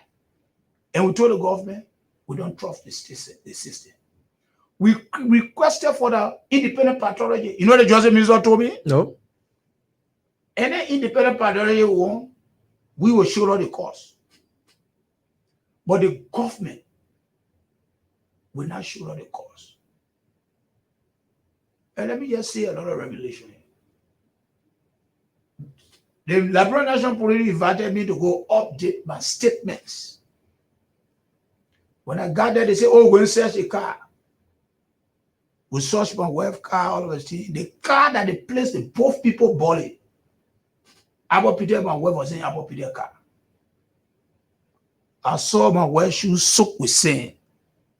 I raised the issue with the Liberal National Police officer. But what sand doing on my wife's shoe? What kind of sand? Beach sand? My man from West Point, no beach sand. And the issue there is GFK that concrete pavement. The policeman telling me that when they brought the body to GFK to remove the body from the car, it was that difficult. So those who came to remove the body from the car, they were the one who was stepping on the shoes. I said, my man from West Point, but West Point, as former commissioner, I lived my whole life in West Point, not because I improved it. I know BC, and know where somebody who can step on shoe, and the stepping on shoe will soak the shoe with sand. And another thing I identify in my wife's car, there was workshop food in a black plastic in my wife's car. Cinnamon rolls, chicken, all of this stuff and in there. Then in our Peter car, the same food was found in our Peter car. There was a man ran to the conflicting statement that came from LRA that she went for a training and she went for that training late. There were I knew that they picked them up from that training. There were I know they picked them up for the training. Then another issue, I raised another issue with Patrick Sulu in a meeting. And I told Patrick Sulu, I don't trust your entire investigation because the entire investigation has been compromised. First of all, I'm calling to you. You say you discovered two bodies on Broad Street in a car. And I told cars, oh, take the two bodies. The same car, you drove the car. Then in a so-called report, a Tosse report, all of us here in Boroville, they said the parking attendant went and knocked the wishes. And said the car was smoking. Or Abba Peter. No, they say not even knocking. They say you open the door. Yeah. And you saw snot coming from Abba Peter's nose, and Abba Peter's eyes were red. And you were explaining something to my madam. Then Abba Peter said, "Close the door." My brother, you are a journalist. Where in the town here that park your tenant get open your car? If they want money, they will knock the glass to call your attention to pay the money. That was another contradiction.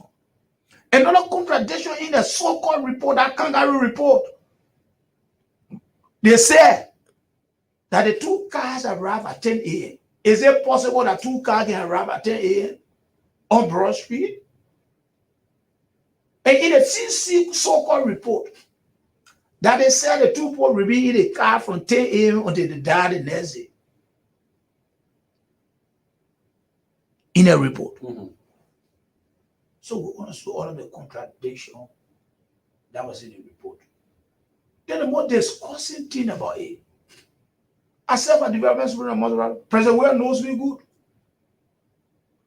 When you were chairman of Montserrat Legislative Caucus, when I implemented projects for the lands of President Ware, Akaras Gray, Tomo Fala, just name the Legislative Caucus of Montserrat County, including the current superintendent, Florence Brennan. She never took telephone to call me and say, "Papi, I'm sorry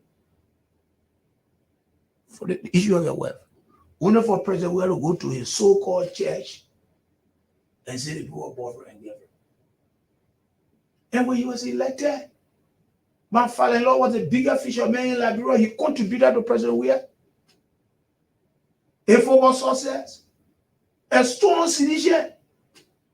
He was elected. Solomon George took my father-in-law to President Weah, to Riyadh. The letter of Kara's way. Call him. Even Ellen Snow, Padre Honam friend, who are also representative for district number 6 that implemented projects in the district. I said, what I didn't call me. But I got information from a source from the executive mansion. They told them, no, of them will come around me. Why? Why did our source say you were instructed not to come around you? They wanted me to remain mute. They don't understand the frustration and the traumatization I'm going on. How difficult has it been for you? I know it's been 3 years. Your son just turned 5. You was 2 when it happened. I get clean my wife's grave 2 times a year. They did it on Joe's birthday, a decoration day. And every time I bury my wife, not far from my house, every time I see my wife, is it great getting my age, my age? I am frustrated. In my life, I'm safe. Yeah, because I was coming to that issue as well. But are you planning on doing something different now with the revelation from, because the statement from a former government minister? But brother, what can I do? Is it this a thing that led to civil war in the country? If you walk around and take gun, wow. I would take gun. Why would you? I would take gun because my wife was murdered. And you've not yet responded. And I know people who respond to that chaos. I know them. We interact with them on a daily basis. Who tells you I don't know them? I know them. My man from West Point. I know the people that they use. And I know the amount they pay them to murder them. What was the amount? They paid about 10,000 US allocated people. How did you know this? I'm a man from West Point. I'm a street man. I sit with the same ghetto people. They tell me. Who tells you I don't know? You know, when the government here, they don't talk to me. They expected me to be mute. And I 60 minutes of the government threatening me, say, you're going to sue me. Sue you on what account? Whenever I justify my wife there, I told you, say, you don't want to kill my wife. They say, you're going to sue me. I tell you, you're not man enough. You don't sue me, you're not man. Is that he went to a slave master to tell you you're leader man. Have you thought it wise to maybe engage international partners that are here? You have international partners, you have foreign missions here. There's a revelation from the deputy minister. Have you seen it wise? No, for now. I had an interaction with Shahir Frey at the U.S. Embassy. Okay, let's know. What was it about? Fine. About this machine wealth issue. And they told me that they were following the case. I think you listened to the Sunday. When was it? They see here the case of more 2020. I think you listened to Summit 12 when they went to the States. And the American government told them to go and investigate the 4 auditors there. They usually forgot camera 18 and 4. Their woman death and the 4 auditors death will not go under the carpet. Yeah, I'm asking, do you have new consideration? Are you planning to start engaging them again? The only thing I call on the international committee, I continue to say, it was good I took my children from all of here. My children are in Ghana. And they are surviving through the grace of God. The only person who has been coming to our aid is the late Cassette. May his soul rest in peace. It is good. And I say, I had an interview on BBC. I had an interview on Al Jazeera. I even last night, Spoon FM called me. If it will cost for me to lose my life to know the root cause of my wife murder, I will do it. But what are you doing now? That's why I'm asking. At this present time. First of all, this is why you people have given me the opportunity. I call it on the international community that my life is unsafe. I don't sleep in my house. People are after me on a daily basis. Even today, I'm living for here. I'm talking, and I will continue to talk. Do you know that the government had a meeting in Ghana's Day, in Ghana's Day? Concerning what? Concerning the implication me that my wife was in extramarital affairs with less of top security apparatus in that meeting in Ghana's Day. In the same meeting, West Pointer called me. It was the same West Pointer that told them that no way you can connect the man to that woman murder. So they wanted to have implicated you. Yeah, because President William said the poor boyfriend girlfriend, so they wanted to say that about woman was in extramarital affair. And then you got angry. I got angry and murdered her. Wow. Now, brother, you listen to Senator Johnson recently? Yeah. In reference to my kids, that as a son of Nimba that my wife was murdered, wouldn't be a rocket scientist. That kangaroo tea they came with the Ministry of Justice, see they put down on some occasion. It did my wife will leave a 2-year-old son and her 5-year-old daughter. Then a potential young man she got married to go say, let me go sit down in the car and came and say, how difficult has it been for the kids? I know. I'm not gonna call my son recently. Yeah, he'll be 5 years old. They must start asking for a man. They have to lie to the labor that he buy in the States. The first decoration day before my son could go to, before they could take down to Ghana. The business are told you say, your man in this place, the grave. The mess of my boss, the grave won't see a man. It is something I'm going through. I survived by the grace of God. What level of support have you been receiving from your own political institution? I know this is not a political matter, it's a family-related and personal issue, but you did state that you've been a partisan of the Unity Party, and through these difficult times, have you been given that needed moral support and any other support? I got all the moral support for them. They are with me in prayers. Even the day of my wife's funeral, the then Secretary General represented the Unity Party, and I made sure that he knew a place on the program sheet to make a remark. I'm not disappointed in the Unity Party. I'm not disappointed in the opposition community. It will be the ruling establishment. There's one person I give high respect to. It's almost Solomon George. He's the only man who identify with me, who sympathize with me. And my brother, go ask your carriers, go ask your Tuma father there. 6-year development sprint. Go ask the Florida brother woman who says she's there today. They love what I did. Ask her whether she ever called me or even identify with me during my bereavement. And you used to be her deputy. I was her principal deputy. I remember hosting her and she mentioned you. I was an EG of that country. Eugene Fagon is in the US, a country that upholds human rights and the rule of law to the letter. And you said you've been in conversation with top diplomats assigned at the US Embassy near Monrovia. Are you also wanting them to bring Mr. Fagon in? If the Justice Arm from the Republic of Liberia cannot get to him to come and divulge this information that he knows that led to the death of Liberian citizens, you know, do you want the US to say, okay, Mr. Fagon, since you're in our country, come here and give us information as to what you know, so that we can then give this information to the Liberian government, or even pressure the Liberian government into reopening the investigation into the deaths of these auditors? Man, Eugene Fagon, I hallelujah, therefore provide sufficient information to the people. Are we here? I can provide sufficient information to the people. Those that were involved in the full auditors there, are we here to do it? Honorable Renner, where I said I will remain here. Because I honor obligation to honor my late wife and to ensure that every declaration in the daily book came. So are you intending to go there now again?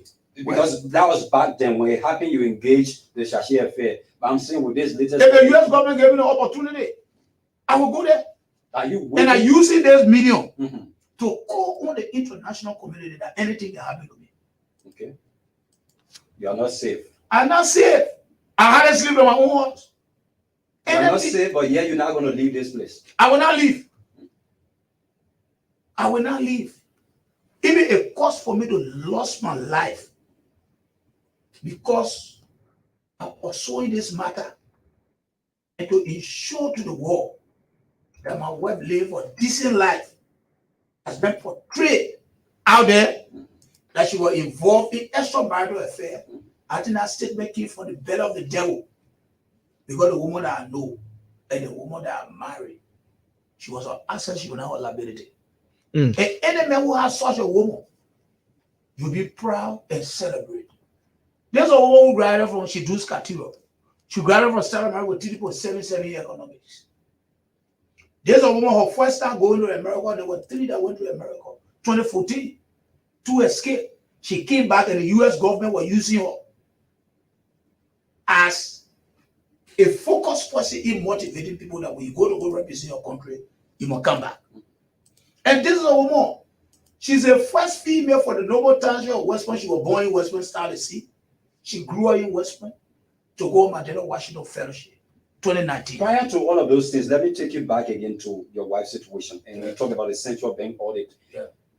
Were there any point in time where you may have received hints from her that maybe sometimes when they were doing their jobs, they were receiving calls from the higher ups concerning some things? Were there instances of? No, my wife, she was a professional person. Okay. And as a professional person, she knew me to be a politician. She was a technician. I am a politician. Okay. So when it comes to these issues, She wasn't divulging no, she can't share them with me. work-related Because she information. know that when she share with me as a politician, it will go out. Mm. She knows me for that. Okay. The only thing she told me, there was a tension at our office. Especially when Commissioner General Thomas now appointed as acting manager for tax services. The race tension. A real tension, which she told me. It was that time she brought cattle of criminal way and tea to the horse milk and tea to make them a juvenile policy. What I want to do whole cartoon. So people in the community are divided. So you saw almost everything like that. You say, you know what happened? The economy is tough. And you know what happening to the office attention. When I buy these things for you, don't give them out. We joke about it, we laugh. Mr. Lama, knowing your wife for the person she was, do you think she and those who conducted the audit were speaking to her person, were approached to have, buried this report, tamper with it, make it look good? Do you think if such attempts were made, she might have refused doing that? But the very first thing is that she was just aiding it Okay. in the process. But you listen to the Deputy Minister for Information, the chief spokesperson of the government. You told him Bati Yusuf went to McGill. Maggie and told him that the other report damaging. And you listen to it? Mhm. Which of course she had access to. Yes. She had access to everything. She had access to everything. So there was nothing that gave you what I didn't know. I mean, I saw my wet body, they broke the girl neck. She was beaten. If you see our body, our was torture. And the most disgusting thing about it, LRA never opened book of condolence. I challenge you go to LRA. 2 professionals die for you. You should open book of condolence. Let me see here. Go ask LRA whether there were any book of condolence open for the 2 individuals. So was there, if we look at this again, if this audit was so damning as it's being portrayed and led to allegedly the deaths of 4 persons, was there a need to have even commissioned this audit in the first place? There was a need. There was a need. Because taxpayer money that have been paid in commercial bank that should go to the consolidated account, then diverted in people personal use. The LRA have an audit department that work in collaboration with the IAA. You get me? Mhm. And the LRA commission is doing audit on taxes. So what taxes been diverted? And the act that created LRA with that department, there's all commission on audit. So there was a need. So the thing that is that baffled me, Mhm. people did their own job to bring some credibility and integrity to the institution. The very institution were there. Oh, there's my word, dead LRA, and I'm here in it. I accuse the LRA openly today. Let them take me anywhere. My word, dead LRA hand is in it. So with For this the fact revelation, that is that LRA up to now have not condemned the murder of these 2 people. with all of this said, Don't you see? are you going to take a legal stand of suing the LRA Well, for wrongful death? When the if- government sponsored the murder, that the government will sue, what they will get? If the president said the people were boyfriend and girlfriend, what they will get for it? You seem like a powerless man. I'm very powerless. That's how you sound. If the legislative caucus of Bolsonaro County that has served as Assistant Superintendent for Development and the current superintendent that has served as Principal Deputy, they don't even identify with me, call me to tell me, say, Poppy, don't sorry. The left of the current chairman of the Bolsonaro legislative caucus, Tomo Fala, Akaras Grade, need them. None of them call me to even say people that I work with, that even made a project for, they never identify with me. What's your conviction at the end of the day? What do you believe is going to happen? That the truth will definitely be divulged and people will get to know, and those who are accusing will definitely face justice? Done by the regime. But the Liberian people are not convinced that the so-called autopsy report that my wife died from, she died from it. The Liberian people are not convinced that Bati Yusuf, he got drawn from his own hole, he fought away, he faced it out. The Liberian people are not convinced that George Fambutu on the SKD Boulevard, he had accident. The Liberian people are not convinced. Or in a space of 8 days. In 8 days, 4 auditors. The Liberian people are not convinced that Murphy Innis, who was completely in charge of that account at the central bank, that car Haiti, the Liberian people are not convinced. And all of these names you mentioning, they all are connected with this particular. Everything is in now. Yes. Thank you. What I'm trying to say here. So you say they are correlated. What may have been the cause? So correlation results to causation. That's your point. That's my point.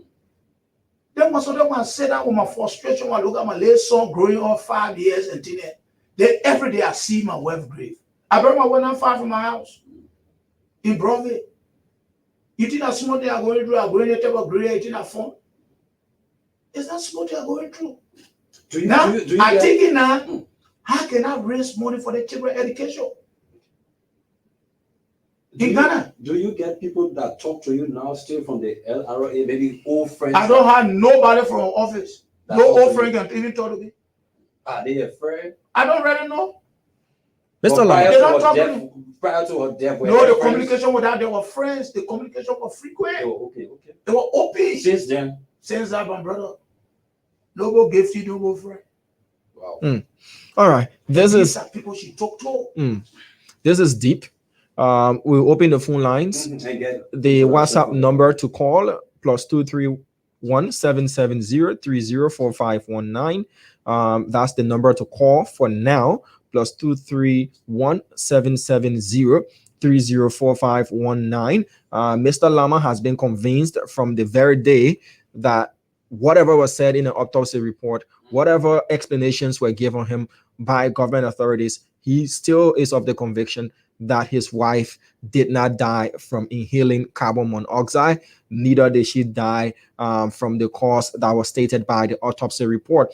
We have him in the studio. We also did have the MDR spokesperson, Mr. Kelvin DJ Matadi as well, speaking to the issue, to the statement coming from the vice chairman for political affairs there of the MDR, Mr. Wilfred Bangura, and he reiterated that the MDR is in conversation with not just the CDC, but also other parties as well, as to how they can find a suitable partner for the 2023 ensuing elections in our country. The number again to call +231 770 304519 on WhatsApp, and then we can put you through live here on the show. This is Trending Issues on Punch TV. Mr. Lama, anything else you'd like to add as we are with the calls to come in? Let me just say something. Yeah. Look at the two pathology who conducted the process. There's a point no moment. That's Samoa brother from man. The Benedict Kudi. Whoever have a child by the president. So, that's not conflict of interest. You mean the deputy minister for fiscal affairs? Fiscal affairs, that your brother from man. Okay, he was one of the. That one of the two pathology are just telling the relationship. Wow. So no more. That's Samoa brother from one man. The Benedict Kudi. His wife is the one heading the National AIDS Commission. Have a child by the president. And they were the ones hired. They're the one were hired by government to conduct the autopsy. When we raise the issue of independent pathology, they just said me so friends Musa did telling me that we should show the cause. Can you imagine when they conducted that the so-called autopsy Simbose charge the family $3,000 for a payment we pay. I tell you. That's all I have information there. Okay. And today say you are living today, anything happen. And I'm ready for anything to happen. The world will know that I died because I'm not certified as a family, the circumstances that led to my wife's murder and the full auditors. Me, I'm not running away with a lot of people. I will remain here. And the circumstances that led to their death, God forbid, war can hold God. But has it reached that level? It has reached that level. What led to the Civil War?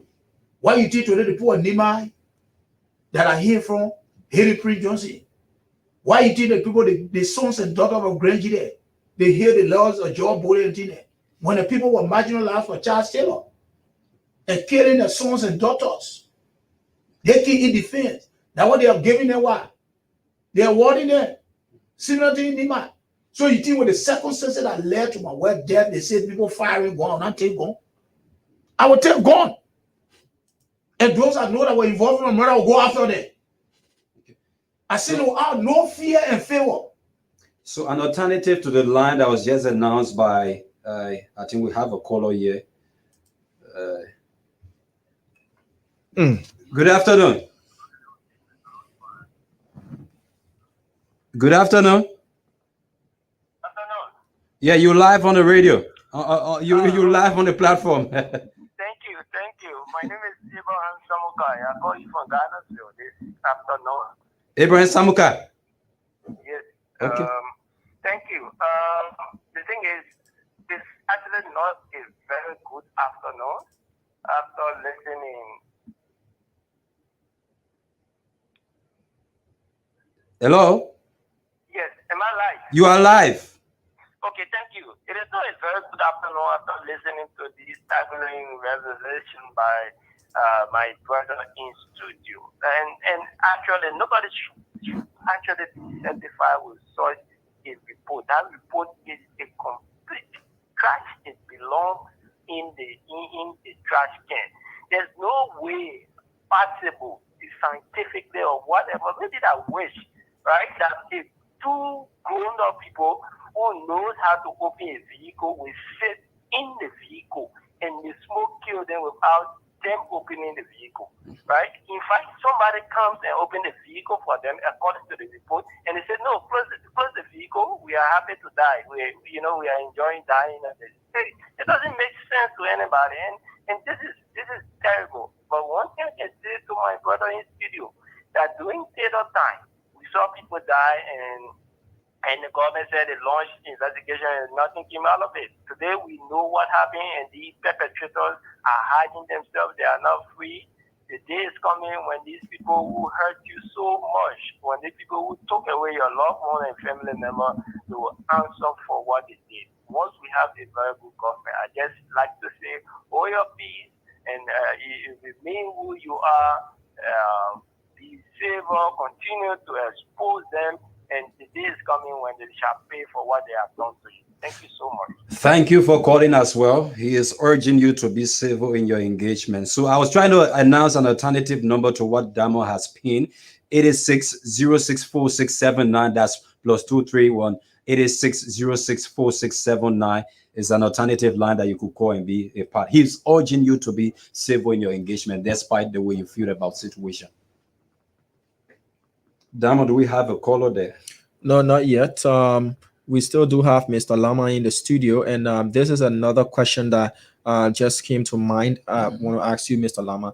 I know it's been difficult. It's been 3 years down the line, and you said you've been traumatized and all of that. What I want to know is, have you been able to talk to anybody, like a professional, to spill the beans out, to seek some medical help in terms of psychological evaluation, sit down, have a talk, a grief counselor as they call it, or something like that? So have you been able to do any of these things, or you just feel it's not necessary to do so? Who do I do? Who have come to my aid to say, oh, what has happened to this brother? I think we need to come to you and sit with you and talk. Nobody. Most of the professionals, they are afraid. Most of them, they are afraid. So I just living by the grace of God. And by the grace of God, I'm recovering. And my whole heart, even if I was married, I have 2 children, and my wife left behind. Even all of the property that I get, I put in the both of their names. If I'm marrying a woman, you should know. So nobody have come to my aid. I have not reached out to anybody because they should be looking. Because we expect this society. You know what baffled me? No. When I saw the women of Liberia were demonstrating that they say Yeke insulted the first lady. Affair saw an affair was complete disgrace to the women. When my wife was murdered, there were no women on any civil society organization in the country, the so-called women organization, ever took to the street or even to identify with us. Maybe it's out of fear as well. It's not out of fear. They are sycophants. These are people, they are better driven. But you just talk about your own safety. So Let's agree about my own safety. Mhm. If you let somebody insulted the first lady, Out from the It's book, in right? the interest of Dr. Lester Tenney's book. Yeah. you listen? Even Dr. Lester standing from the CDC, even went against it. What happened to a poor lady, a professional, somebody who has contributed a lot to the growth and development of this country? Not Lester Tenney, I beg to be corrected. Isaac Vatupa. Yeah. Somebody who have contributed to the growth and development of this country, who represented the country ably out of this country. She died cool at that, leaving her 2 years old son. Then you talk about somebody insulted the first lady, that her children, they living in glorious life. And you were in solidarity with her. Then you were in solidarity. She didn't die, there was no harm. My own disappointment. Complete disappointment. And that disappointment, I will express it today. And Spoon Networks will be inviting me, I will express it. And I will take the airway and inform the people. A Guza that got beaten there.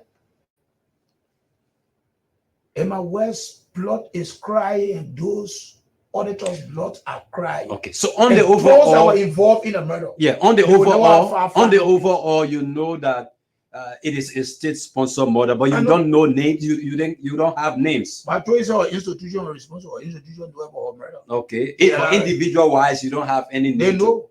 Okay. Individual one no people. But for security reason, I don't call them. Okay.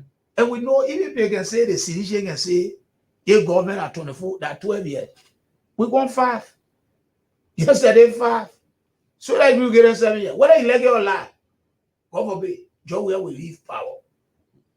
And when he leaves power, those that were involved in the murder of my wife and 4 auditors, they'll be prosecuted. Okay. They will never go free. Thank you so much, Mr. Lama. It has been a pleasure talking to you this afternoon. Diamond. Yeah. This is where we wrap things up. Mr. Lama, thank you. We also had Mr. Henry Flomo on the line, the communications director there at the National Elections Commission, who made it clear that the prerequisite to being registered is to be legally fit as a Liberian. The only time you need your voters, your biometric ID or your national ID or your challenged. when you are challenged, as rightly said by you, when you go to register, or even as a candidate and is challenged, that is when you have to prove your nationality, being a Liberian. So if you're seeing news out there, according to the NEC, it's not what it is. All you need to do is to go to the registration center and get yourself registered, minus you being challenged. We also had the MDR in studio represented by Mr. Kelvin DJ Matadi, who also reiterated the party's stance against Mr. Wilfred Bangura, the vice chair for political affairs there at the MDR, who said the party is not going to follow the selfish aims or wants by one individual. In fact, the party is not as disappointed in the CDC as stated by Senator Johnson and Jeremiah Kuhn. Rather, he and other executive committee members, are going to make sure that the party remains in an agreement with the CDC. But they're having conversations, according to Mr. Matadi, with not just the CDC, but opposition parties as well, and even grassroots parties to see if they can form a merger or a coalition prior to the election 2023, October 10. Well, those are the trending issues. Mr. Lama in the studio has reiterated his stance from 2020 that he does not believe in an autopsy report that was released by the government, nor the circumstances that he was given that led to the death of his wife and other auditors as well. Thank you so much for taking up your time to watch us here on Punch TV. We are not live on the radio as of yet. Once we are, you will definitely get us on the radio airwaves. Thank you again for taking up your time. We'll be back tomorrow with other scintillating topics, plus individuals to give us the information behind the headlines as well. Vani, any other thing you'd like to add before we wrap up? Basically, that's just what we had today. It has been a very good time with our people out there. Thanks so very much for those who have been following the platform. Thanks to those who, but we encourage people as well to share our page. We encourage you to share whenever we come online. So thank you so very kindly. Those in the diaspora that has been following, would like to say thank you for coming. Mr. Lama, thank you as well for taking our invite on such a short notice. Thank you. All right, folks, that's a wrap from us. Bye-bye.